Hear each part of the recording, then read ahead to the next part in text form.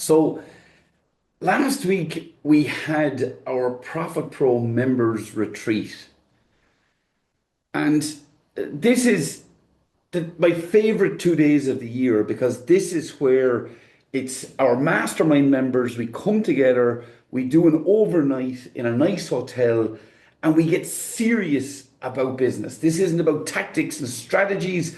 This is more about really what underpins success. And the retreat this year is probably the best 2 days we spent in a room, and the feedback suggests that as well. Like, if you're waiting for the tactic, if you're waiting for the tool, if you're waiting for the hire, if you're waiting for the app that fixes your firm, well, last week I watched three different experts from three different worlds tell our mastermind members it doesn't exist, that nobody is coming to save you, and that it's really down to us and how we run our business. So the Profit Pro retreat, we had a multiple time world champion boxer, we had a psychologist, and we had a high performance coach. We curate the event like we run events. So we curated the event and we gave them a remit, and I blended in the sessions. I had the opening keynote, I had the closing session on day one, I had the opening keynote on day two, I had the closing session. But we brought in these experts, and the whole focus of the event was really on, well, how do we perform as leaders? So how do we realize our potential as firm owners and as leaders in our business? And then how do we take that leadership and amplify the impact that our teams have? And yeah, it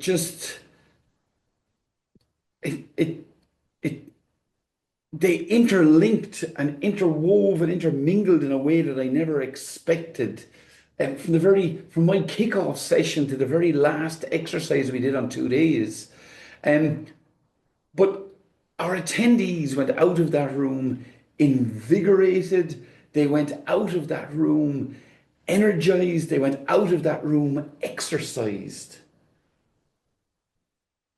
They went out of that room accepting that there was no silver bullets. There was nobody coming to save them. And that if we want to build a better business, if we want to get a better result, if we want to build a better team, we have to start with self-leadership, and then we have to expand it to our people. And here's the hard bit. So if there's no silver bullet to success, if there's no silver bullet to performance, high performance, if there's no silver bullet to truly realizing our full potential as business owners, the potential of our businesses, the potential of our teams, if there is no silver bullet, well then everything that we need is actually available to us. So how do some people achieve success? Well, you see, the whole thing here is this is actually simpler than we think. We make it complicated, so it's simpler than we think, but it's also harder than we think. Consistently turning up and doing the right thing, having the self-awareness to acknowledge that maybe we don't always do the right thing, it's hard. If it was easy, everybody would be doing it. Everybody would be doing it. So there's nobody coming to save your firm. People will continue to sell you the apps. They will sell you the tactics, the techniques, the strategies.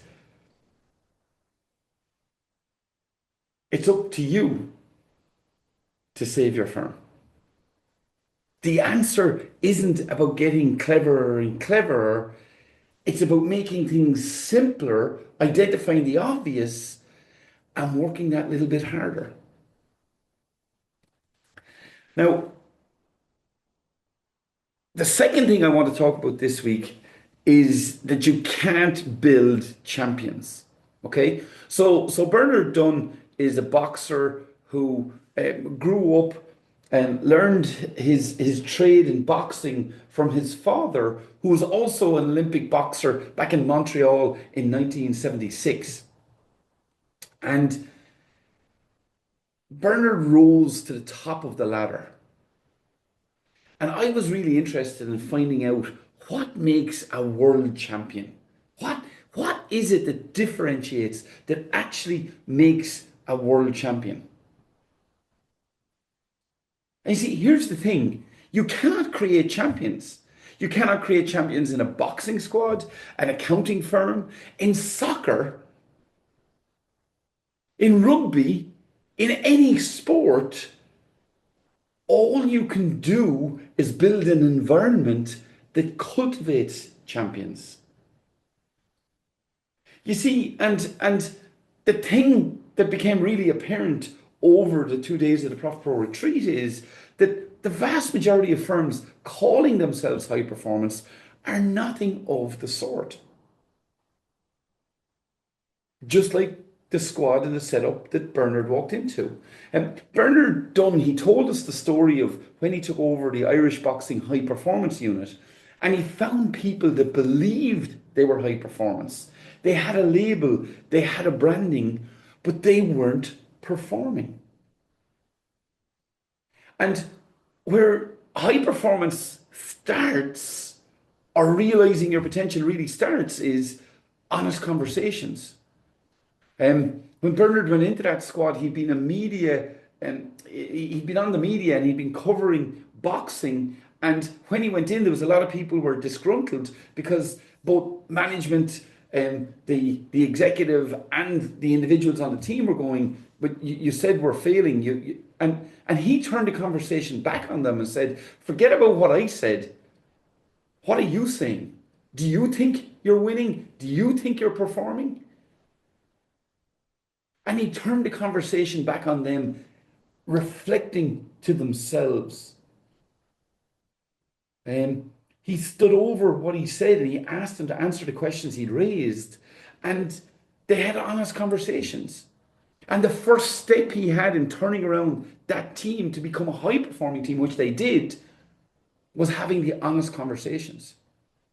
He talked about the ego and he talked about, well, again, if we go back to boxing, his sport, he's saying in boxing, you need to have ego. It's useful in the ring, but it is corrosive in the training environment. And his observation was that some of the biggest egos believed they were training and performing in a high performance way when they weren't. And this really, really resonated with me. It first of all resonated for myself, but then it resonated with some of the firm owners and business owners that I meet who they truly believe they're performing at a high level. They truly believe they have all the answers. They truly believe their own ego and the story it's telling them. The one thing about Bernard was he was so humble. He was so authentic. He was so real. And the participants kept saying this over the 2 days, how they interacted with him as an individual, that he was an individual sitting up there without ego, saying, well, I can get better, I can do better. As a business owner, is there a danger that you think you know it all because you advise other business owners?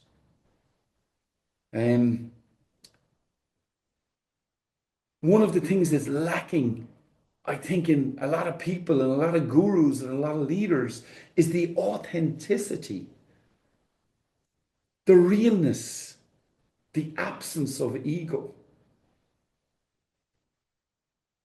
And it's interesting, I look at some accounting firms and bookkeeping and tax advisory firms that we either work with or I observe or observe from afar, and I look at their websites and their website talks about high performance, but I question how much of it is happening on the floor.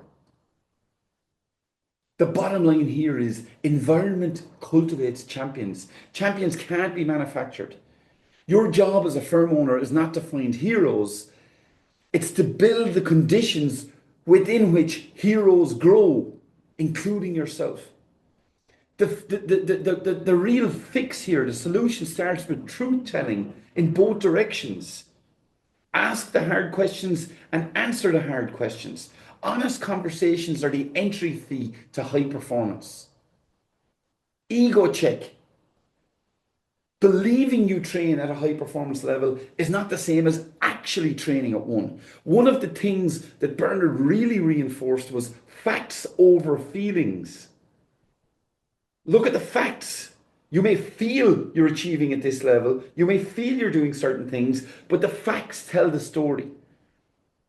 I believe that same gap exists in firms that believe they're efficient, profitable, and well run. The facts tell a different story. But the room's biggest takeaway wasn't actually a tactic. The room's biggest takeaway was that this multiple time world champion was sitting in front of us. And it was who Bernard really is. He was authentic. He was real. He was ego free. And culture was set by who the leader actually is, not what they say. One of my big takeaways from Bernard's session was hard work, and these are my words, hard work beats talent when talent doesn't work hard.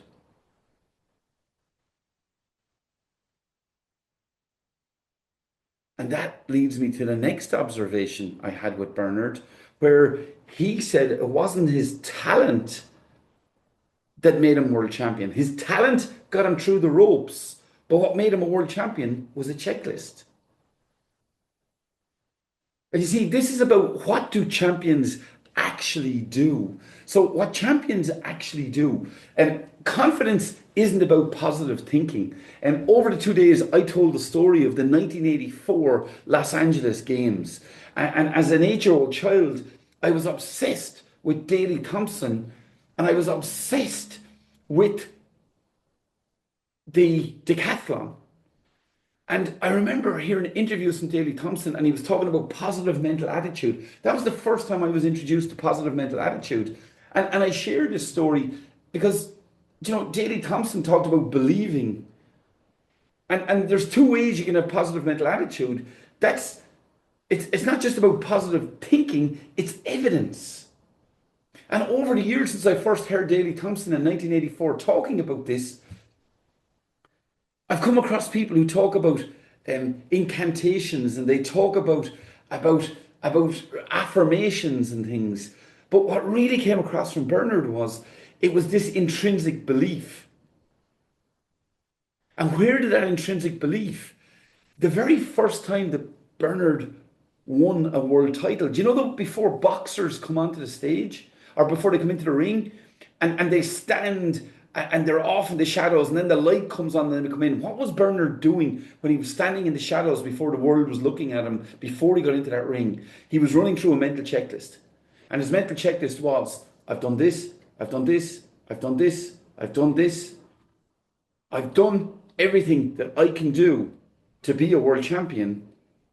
I believe I can now do it.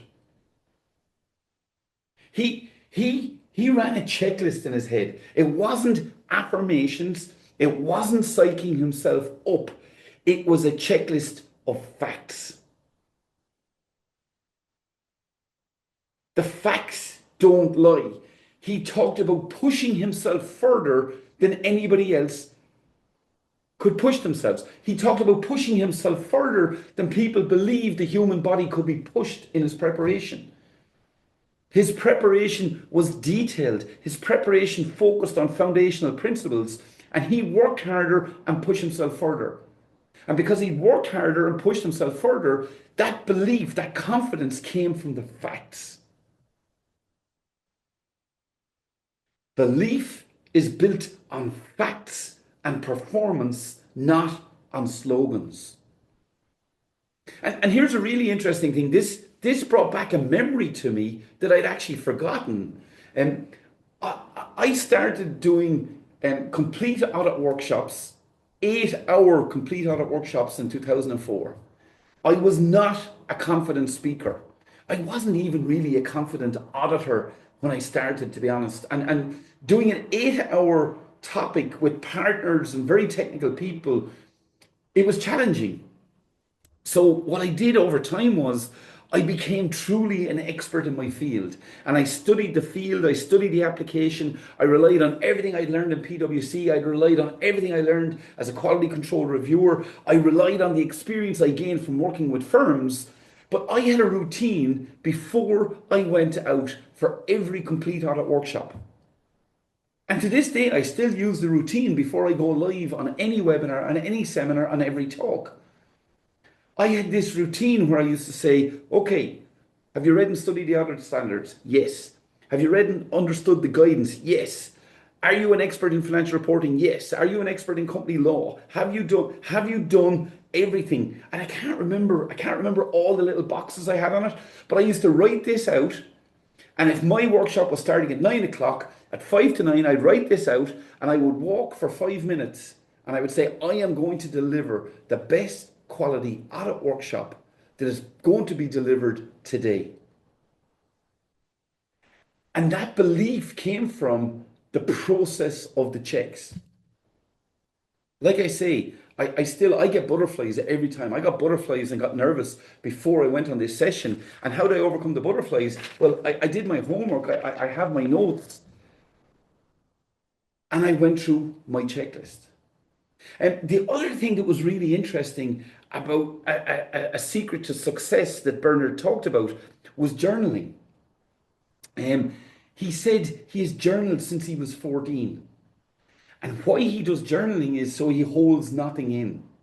And further, through his talk, he talked about how he talks to his wife. He talks about how he talks to his dad. And basically, whatever issues he has, he gets them out into the open.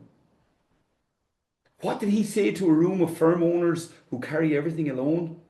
He said, start a journal. Start a journal. Start a journal and journal for 10 to 15 minutes a day. Now, what was really interesting was our third speaker then gifted everybody who was in attendance this little mini journal pack, My Journey into Journaling by Carver Coaching. That's Paul's company. And it's a 14-day journaling book to help people get started on journaling. So the checklist is the confidence. You've done the preparation, you've verified it. The belief is what you've earned. Win, lose, or draw, you've left nothing to chance. If you do that consistently, you will reach your potential. Affirmations say, I'm great. Belief says, here's the evidence that embodies it. One of them survives contact with a hard week, one of them doesn't. Journaling. I had a psychologist I used to work with, and she had this great phrase, you can't sort the laundry in the basket. One of the real benefits of journaling is just first thing in the morning to get those thoughts out of the head onto paper. What is the firm owner prescription here? Well, it's a pre-week checklist, a ritual, whereby you go through your week in terms of what have I done, what have I trained on, and then to do 10 to 15 minutes of journaling daily, and to always have somebody to talk to. Always have somebody to share. Get it out into the open. Facts don't lie. Affirmations can. And you see, what Bernard was talking about was how preparation gets you into the ring. But Tom Dalton, the psychologist who came on the first afternoon of the ProfitPro retreat, he asked a harder question. What if you're winning the fight and still not realizing your potential? So Tom has built this model of working with business owners. Okay, his name is Tom Dalton, and his methodology is called the Way of the Mountain. And you see, Tom has identified that performance is not necessarily potential, because some of the most successful looking people in this profession and some of the most successful looking business owners he's ever worked with, they have good numbers, they have a good name, and they're respected, but they may be nowhere near their real potential. Because everything they've built is powered by running away from something rather than towards something. And the clearest and most undeniable proof is when accounting, bookkeeping, and tax advisory firm owners give advice to businesses and to entrepreneurs, but they don't take the advice themselves. So Tom is a performance, well, he's not a performance psychologist, he's a psychologist who works with successful business people. The uncomfortable truth that he shared was that external success and realized potential are not the same thing. Plenty of people have the first, but not the second.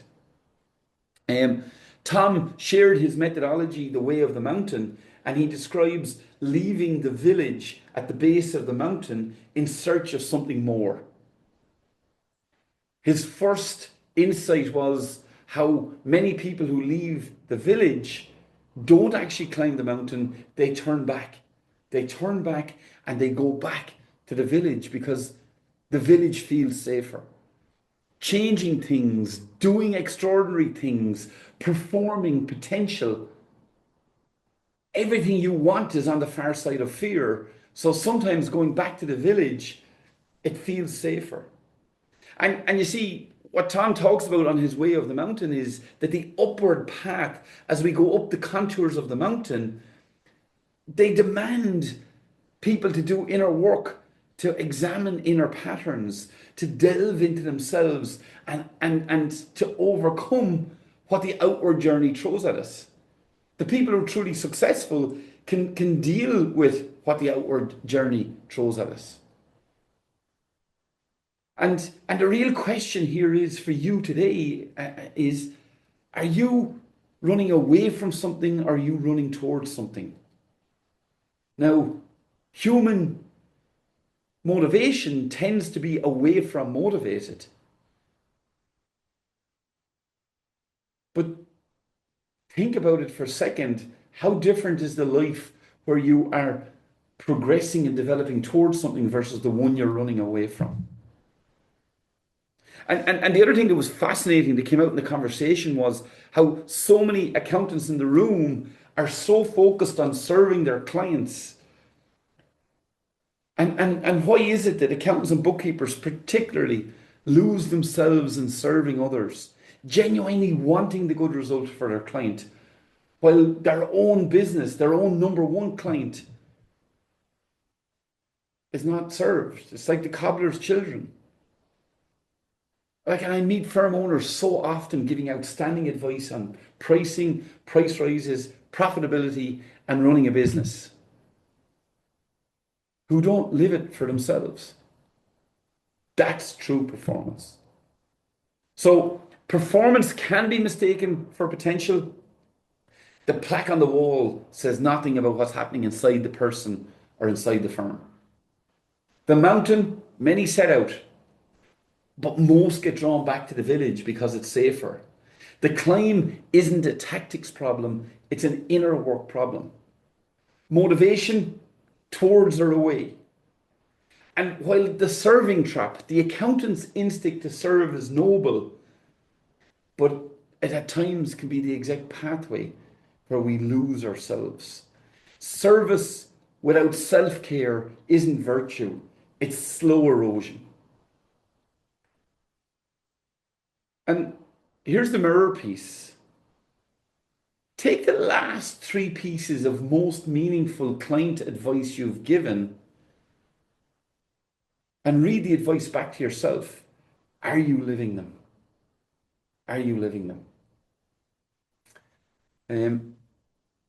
So that was the first thing that came out of Tom's talk. But the second thing was when Tom went further and he explained to us why we turn back and why it is challenging. Okay.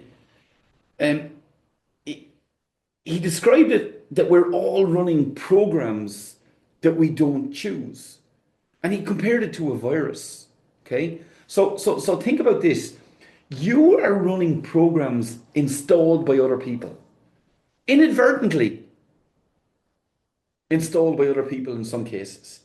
Your parents, your teachers, the early bosses that you had, the early mentors, damaged relationships, bad experiences. So just visualize this. It's like you're a computer with an operating system, and these viruses are running, but you you can't outwork a virus. It sits there saying, okay, you work and you work and you work and you work and you work, but I'll just keep running. And the viruses are running against us. They're sabotaging our success. And then, when you ask what to actually do about it, Paul Kilgannon's answer on day two was almost insultingly simple. It was just like, well, get clear on what needs to be done and keep turning up. Um, Tom Dalton unquestionably shattered the silver bullet illusion in the room with one image. He said, we're like a computer virus trying to outwork the virus. And this silver bullet thing keeps coming up again and again and again with accountants. It's like the next app, it's the next tool, it's the next advisor, it's the next guru, it's the next. Um, we have to acknowledge the programs that we're running in our operating system, some that serve us and some that don't. We have to acknowledge the virus that it keeps running underneath, no matter how hard we work. So self-awareness here is the first step. And, you know, some accountants say to me sometimes, Des, well, I agree with a lot of stuff you talk about, but some of it feels a bit woo-woo or a bit out there for accountants. And this is probably an area where some of you may feel uncomfortable about what I'm saying, but the self-awareness is acknowledging this virus, acknowledging the virus. The illusion that Tom shattered, there's no download, there's no update, there's no silver bullet that removes the virus for you. You've got to become aware of it first, because you can't stop a program that you don't know is running. And then you've got to work on changing that thought process. Like, for example, a mispriced fee book. If you're underpricing, that's about your own value. That's about your own intrinsic self-worth.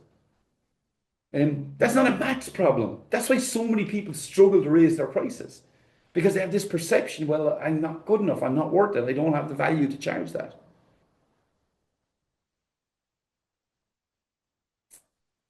Um, I want to talk about another point, right? So we're still on the retreat here. I want to talk about another point, and it was Paul Kilgannon's session. And in Paul Kilgannon's session, right? So this guy is coming from a teaching background. He's worked in high performance sport, and now he's working in the corporate world, helping business owners coach and develop high performing teams. Paul talked about journaling, as did Tom, as did Bernard, and Paul gave us this beautiful little book, which is Your First 14 Days Journaling, My Journey into Journaling.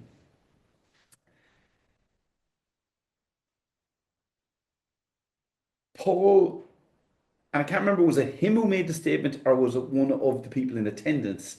Our retreats are more like workshops, and people work in small groups, and the people in the room, they develop the thinking from the thought leaders and translate it into something practical. So I can't remember, was it Paul who said it, or was it one of the attendees who said it? But the message was, you get what you tolerate. And the standard that you tolerate today dictates what you get tomorrow. Okay, just think about that, okay? If you want to improve yourself as an individual and as a leader, as a parent, as a spouse, as a partner, if you want to improve your business, if you want to improve your team, if you want to improve the service to your clients, if you truly want to improve, one of the first and most important things for you to think about is you get what you tolerate.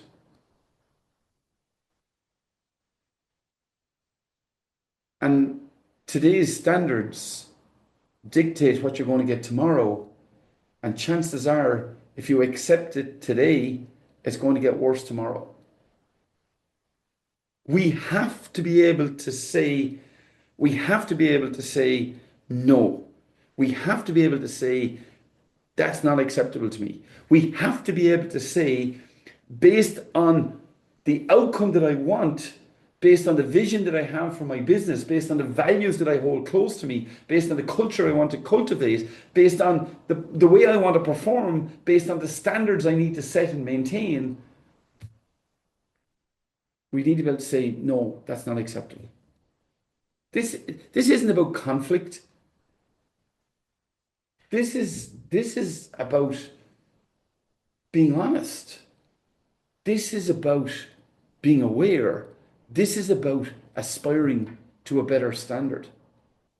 And it was really interesting when I turned up after the retreat. So on Wednesday, Thursday, I had the retreat. And on Friday, we had the OmniPro Office Day. Now, the OmniPro Office Day usually consists of we come together in the morning. I, as business leader, and my wife Caroline, we will do some talking. We'll do a workshop. We'll do some team building activities related to the business. And then we go off and we do some fun activities. So this year, I shared my values. And we'd already shared this with the team, but I went into an explanation of my values, the story of the business, what I aspire to, and where I think we've deviated. That we're not living our values, that our culture and standards don't match my original aspirations. So it was a reset opportunity.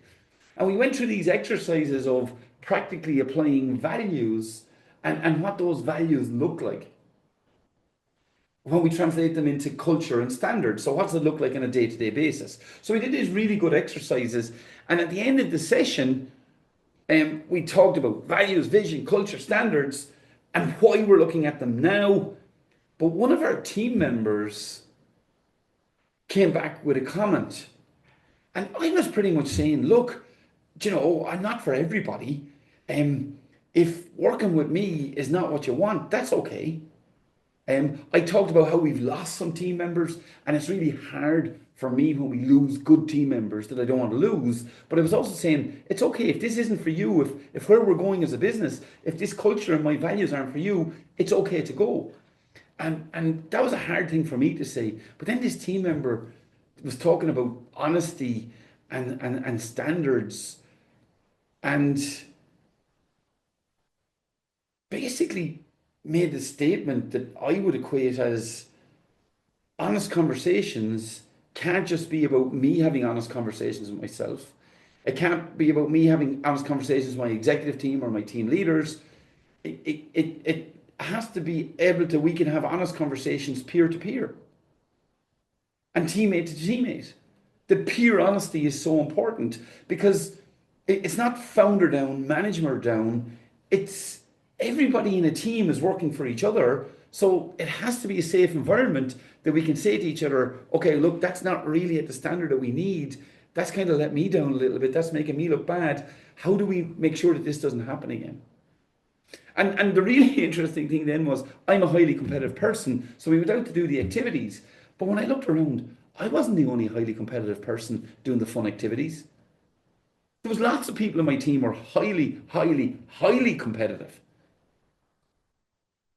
And you see, I think people want standards, and I think the kindest thing you can do for a team which contains competitive people, and they all do, is to hold the bar high and make honesty safe. Make honesty a safe commodity. Model the honesty. Like, we don't necessarily have the mechanism yet, but I ask my team for feedback on what's working well, what's not working well, and we've had our team day, but I'm finding the honesty so refreshing. Because the honesty is supporting myself and my team. The honesty is, at times over the last 6 months, it's almost felt like being back in a startup again. Despite the fact the business is 22 years old, this renewed focus on values and culture and vision, it's allowing me express myself in a way that I probably haven't expressed myself. So, lots of things to reflect on, lots of reckoning in my session this week. So my question for you is, well, what's your weekly reckoning and what are the truths for you? Culture develops in a vacuum. If you're not building it, it's building itself. In a team environment, it doesn't matter who scores. The work that makes your teammate look good, that's what team is about. Competitive people don't fear standards, they're starving for them.